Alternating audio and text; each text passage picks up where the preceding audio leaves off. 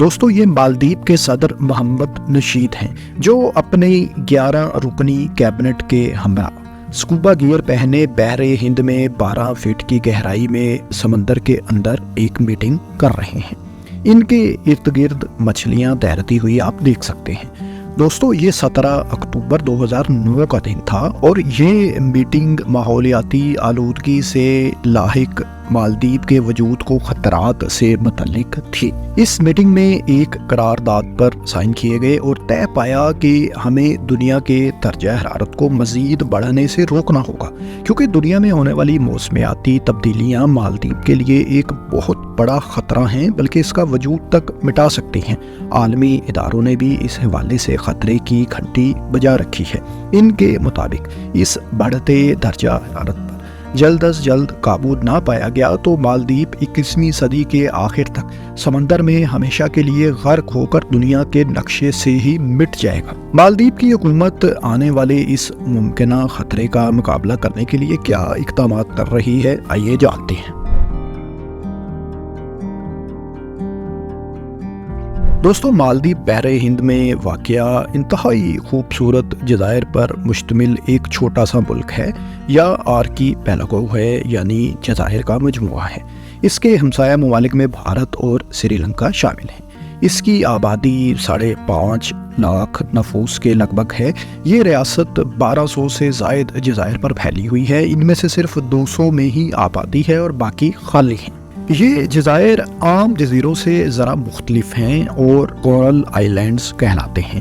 ان کی خاصیت یہ ہے کہ یہ جزیرے سمندری حیاتیات کی ہڈیوں، ان کی باقیات اور کورلز وغیرہ سے بنے ہیں۔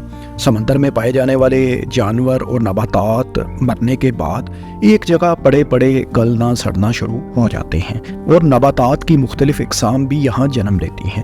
ہزاروں سالوں تک یہ ڈھیر اکٹھا ہوتا رہتا ہے اور بالآخر ایک جزیرے کی سی شکل اختیار کر لیتا ہے۔ اس طرح کے جزائر سمندر کی سطح سے عام طور پر کچھ ہی میٹر بلند ہوتے ہیں اور مالدیپ بھی ایسے ہی جزائر پر مشتمل ہے۔ کاربن گیسز کے اخراج اور ماحولیاتی آلودگی کی وجہ سے دنیا کے درجہ حرارت میں ظاہر ہے کہ اضافہ ہو رہا ہے، جس سے گلیشیئرز تیزی سے پگھل رہے ہیں۔ گلیشیئرز کا یہ پانی سمندر میں شامل ہوتا ہے، جس سے سطح سمندر میں بھی اضافہ ہوتا جا رہا ہے۔ عالمی ادارے خبردار کر رہے ہیں کہ 21ویں صدی کے آخر تک اگر سطح سمندر میں 1 میٹر کا بھی مزید اضافہ ہو گیا تو مالدیپ سمندر میں غرق ہو جائے گا۔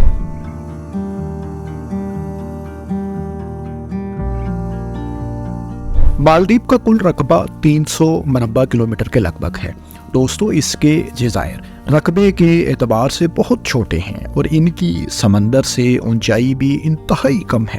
اس کا اندازہ آپ یوں لگائیں کہ مالدیپ کی سطح سمندر سے ایوریج بلندی صرف 1.5 میٹر ہے اور بہت سے جزائر تو ایسے بھی ہیں جو سمندر سے محض 1 میٹر سے بھی کم اونچائی رکھتے ہیں۔ سطح سمندر میں تیزی سے ہوتا ہوا اضافہ اس ملک کے لیے تشویشناک ہے۔ 1988 میں مالدیپ کے اداروں نے خبردار کیا تھا کہ آئندہ 30 برس مالدیپ کے لیے انتہائی اہم ہوں گے اور سمندر کا لیول مسلسل بڑھنے کی وجہ سے بہت سے جزائر شاید رہائش کے قابل نہیں رہیں گے۔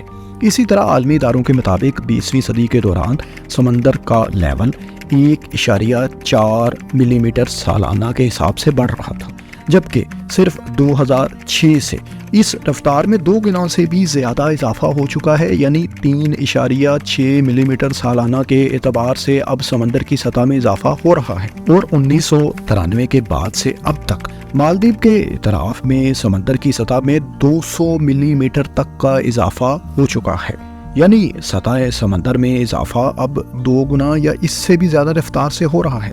اگر ایسا ہی چلتا رہا تو 21ویں صدی کے آخر تک اگر سمندر کا لیول 1 میٹر یعنی 1000 ملی میٹر کی بجائے صرف ½ میٹر مزید بھی بلند ہو گیا تو اس کے نتیجے میں مالدیپ کے وہ جزائر جو 1 میٹر سے بھی کم بلندی پر سطح سمندر سے واقع ہیں سمندر میں ڈوب جائیں گے۔ دوستو یاد رہے کہ اگر मालदीव मुकम्मल तौर पर गर्क नहीं भी होता, यानी समंदर की सतह में कुछ इजाफा भी हो जाता है जो कि मुकम्मल तौर पर मालदीव को डुबोने के लिए नाकाफ़ी हो, तो इससे भी मालदीव का नुकसान ये होगा कि इसमें काश्तकारी नामुमकिन हो जाएगी।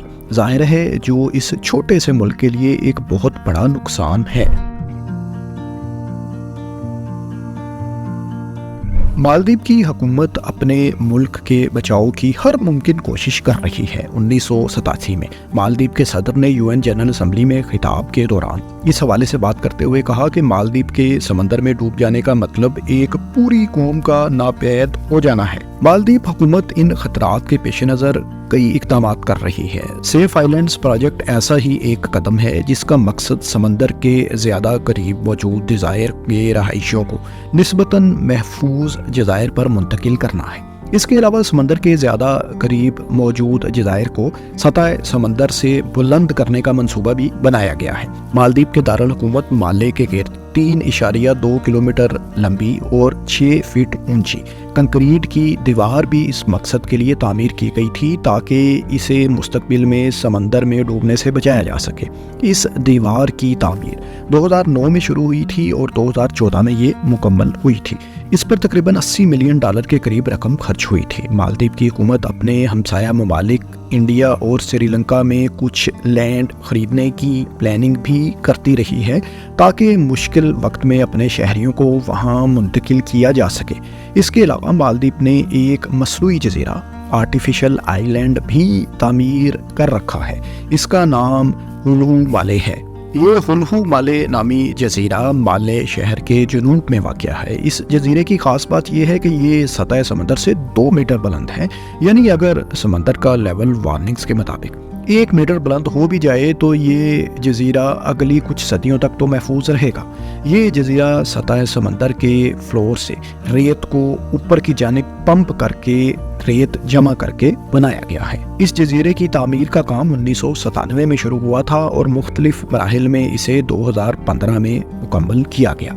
इसका रकबा तकरीबन 4 मरबा किलोमीटर है।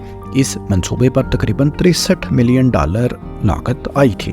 इस जजीरे में बेहतरीन सड़कें, शॉपिंग मॉल्स, दफातर, हॉस्पिटल, स्कूल, मसाजिद वगैरह भी तामीर की गई हैं। यहाँ 2.5 लाख अफराद के रहाइश पजीर होने की गुंजाइश है जो यहाँ सब सहूलतों के साथ ज़िंदगी बसर कर सकते हैं। फ़िलहाल यहाँ 50,000 के करीब अफराद रहाइश पजीर भी हैं। मालदीव की हुकूमत का मंसूबा ये है कि अगर मुस्तकबिल में सैलाब, सुनामी वगैरह की वजह से इनके जज़ायर को ख़तरा हुआ तो वो इस आर्टिफिशियल जजीरे पर लोगों को मुंतकिल करके इन्हें मुस्तकिल तौर पर यहाँ रहने के काबिल बनाएं। लेकिन दोस्तों, ऐसी किसी सूरत में मालदीव की आबादी को किसी महफूज मकाम पर मुंतकिल कर भी दिया जाए तो अगली मुश्किल ये होगी कि ये लोग आखिर ज़िंदगी कैसे बसर करेंगे, इनका ज़रिए माश क्या होगा, क्योंकि मालदीव की इकॉनमी का बड़ा हिस्सा तो सियाहत पर मुनहसिर है। साल 2021 में मालदीव की जीडीपी का 56% सियाहत से जनरेट हुआ था। मालदीव की इकॉनमी का तकरीबन 40% और टोटल रेवेन्यू का तकरीबन निस्फ सियाहत से यानी टूरिज्म से ही आता है। इसके अलावा मालदीव की 80% एक्सपोर्ट्स का दारोमदार भी टूरिज्म पर ही है। यानी दोस्तों, अगर इस मुल्क के खूबसूरत जज़ायर समंदर की नज़र हो गए तो यहाँ के लोग बच भी गए तो माली तौर पर तो वो शदीद मुतासिर होंगे। मालदीव में आने वाले सयाहों की बड़ी तादाद इसके हमसाया ममालिक भारत से होती है। भारत पेट्रोलियम मसनूआत समेत खाने पीने की कई अशिया मालदीव को एक्सपोर्ट भी करता है। दोनों ममालिक के माबैन खुशगवार ताल्लुकात थे। अलबत्ता हाल ही में मालदीव के कुछ वज़रा ने इंडियन प्राइम मिनिस्टर के बारे में कुछ ऐसे रिमार्क्स दिए जिस पर भारत के लोग और हुकूमत शदीद नाराज़ हैं। भारत के प्राइम मिनिस्टर नरेंद्र मोदी ने X.com पर अपने मुल्क के जज़ायर लक्षद्वीप आइलैंड्स को, जो कि मालदीव से मिलते जुलते हैं और भारत उनको मालदीव के मुतबादल के तौर पर प्रमोट भी करना चाह रहा है, उनके फ़रोग के लिए कुछ पोस्ट लगाई। इस पर मालदीव के कुछ मिनिस्टर्स ने उनका मजाक बनाया। جس کے رد عمل میں بھارتی عوام مالدیپ کے مکمل بائیکاٹ کا مطالبہ بھی کر رہی ہے۔ مالدیپ کی سیاحت اور اکانومی کا بڑا حصہ چونکہ بھارت پر انحصار کرتا ہے، اس لیے مالدیپ کی حکومت نے اپنے ان منسٹر کو وزارت سے فارغ کر دیا ہے۔ لیکن دوستو، اس معاملے پر بھارت میں ابھی بھی غم و غصے کی فضا ہے اور انہی دنوں مالدیپ کے صدر بھارت کے حریف ملک چائنا کے دورے سے بھی واپس لوٹے ہیں، اور اس کے ساتھ ہی انہوں نے 15 مارچ تک انڈین افواج کو مالدیپ سے نکلنے کا بھی کہہ دیا ہے۔ انڈیا کے تقریباً 80 فوجی مالدیپ کے دور دراز جزائر پر مالدیپ کی افواج کی ٹریننگ کی غرض سے 10 سال سے یہاں موجود ہیں۔ بھارت اور مالدیپ کے مابین تاحال یہ کشیدگی کی سی صورتحال جاری ہے اور حکومتی سطح پر دونوں ممالک اس حوالے سے بیانات بھی دے رہے ہیں۔ امید ہے آنے والے دنوں میں یہ صورتحال کچھ بہتر ہو جائے گی۔ دوستو، ویسے تو جزیرے کئی اقسام کے ہوتے ہیں، لیکن مالدیپ کو کورل آئیلینڈز کہتے ہیں، جیسا کہ ہم نے آپ کو پہلے بھی بتایا۔ آج سے تقریباً 6 کروڑ سال پہلے بحر ہند میں آتش فشاں پہاڑ پھٹنے سے اس کا پانی ابلنے لگا۔ یہ پہاڑ سمندر میں ڈوب گیا اور آہستہ آہستہ اس نے لاوا اگلنا بھی بند کر دیا۔ سمندر کا لیول اس پہاڑ کے ڈوبنے سے تھوڑا سا بڑھ گیا اور اس نے پہاڑ کو مکمل طور پر نگل لیا۔ پانی گرم ہونے کے باعث سمندر میں اس پہاڑ کے اوپر جانوروں کے ڈھانچوں اور دیگر سمندری حیاتیات نے مل کر کورل ریفز کی تشکیل شروع کر دی۔ لاکھوں سالوں بعد یہ کورل ریف سمندر میں مختلف حصوں پر سطح سمندر سے اوپر نمودار ہونا شروع ہوئیں اور جزائر میں تبدیل ہوتی چلی گئی۔ آج سے تقریباً 2500 برس پہلے یہاں کے قریبی ممالک انڈیا اور سری لنکا وغیرہ کے لوگوں نے ان جزائر کو یعنی مالدیپ کو دریافت کیا اور آباد کیا۔ یاد رہے کہ صرف مالدیپ ہی سطح سمندر میں ہونے والے اضافے سے خطرے سے دوچار نہیں، بلکہ دنیا میں اور بھی کچھ ممالک ایسے ہیں جن کو سطح سمندر میں اضافے سے شدید خطرات لاحق ہیں۔ ان میں کرباتی بھی شامل ہے جو بحر الکاہل کے وسط میں 33 جزائر پر مشتمل ایک خوبصورت ملک ہے اور سمندر سے محض 3 سے 4 میٹر بلند ہی ہے۔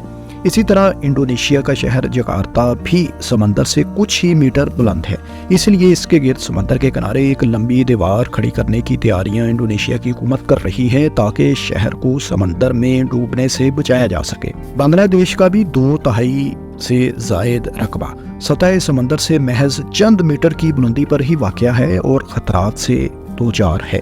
سیلاب کی وجہ سے ہر سال کئی علاقے بنگلہ دیش کے زیر آب آ جاتے ہیں اور لاکھوں افراد بے گھر بھی ہوتے ہیں۔ سمندر کا زمین کو نگلنے کا عمل بھی بنگلہ دیش کے ساحلی علاقوں پر مسلسل جاری ہے۔ بلا شبہ مالدیپ انتہائی خوبصورت ملک ہے اور دنیا بھر کے سیاح اسے وزٹ کرتے ہیں۔ سال 2022 میں 16 لاکھ سیاحوں نے سیر و تفریح کے لیے یہاں کا رخ کیا۔ اس حقیقت کو بھی جھٹلایا نہیں جا سکتا کہ مالدیپ خطرے سے دوچار ہے۔ اس کی حکومت ہر فورم پر گلوبل وارمنگ کے خلاف آواز اٹھاتی ہے اور جہاں تک ممکن ہو یہ اپنے ملک کے بچاؤ کے لیے اقدامات بھی کرتے آ رہے ہیں۔